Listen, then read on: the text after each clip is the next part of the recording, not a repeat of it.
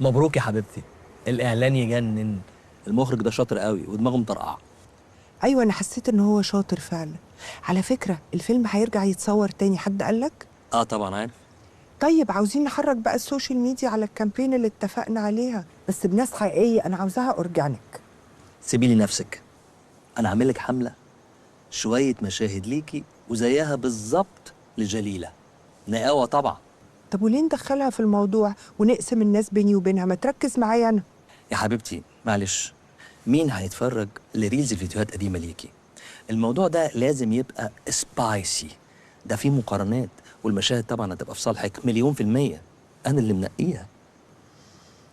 ماشي، اعمل اللي انت شايفه، اكيد انت ادرى. عيب عليك، شفتي أنا عملت إيه في أحمد وهبة؟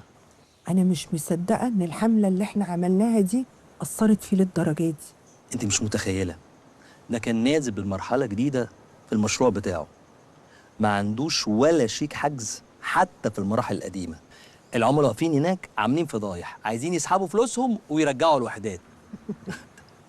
كارثة طبعا. انا اعرف ان ارض المشروع لسه عليها اقساط كتير.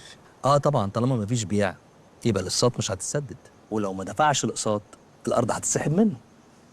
يلا، مبروك عليه. بس في حد كمان انا لسه ما خدتش حقي منه. منى، تعجبني وانت فاهمني. انا لحد دلوقتي ولا عاقبتها ولا حتى واجهتها. انت ازاي لحد دلوقتي ما واجهتهاش؟ مش كنت بعتبرها اختي؟ ساعتها كان صعب عليا ان انا اواجهها. عارف لما الخيانه تيجي من حد قريب ليك تبقى صعبه قوي، بتجرح.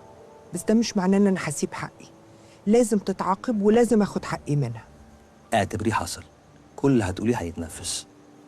بس عندي سؤال، لو جبت لك حقك من منى وعقابها رضاكي، اعتبر ده جزء من مارك؟ راجل، انا ما بحبش موضوع المقايضه ده. تعمل لي حاجه عشان مستني ان انا اعمل لك حاجه؟ انت المفروض ان انت طول الوقت عاوز ترضيني، ما تخلينيش اقلق منك. عندك حق، يعني جايز الحماسه هي اللي خدتني ان انا نفسي انك توافقي وبس. بس خلاص، سيبي لي موضوع منى ده تماما، وحقك هيجي، هتك عليها تكه وهقرص ودنها كده قرصه حلوه بسيطه قوي. انت ازاي كنت ناسيه الموضوع ده؟ موضوع ايه؟ ايه هو اللي ناسياه؟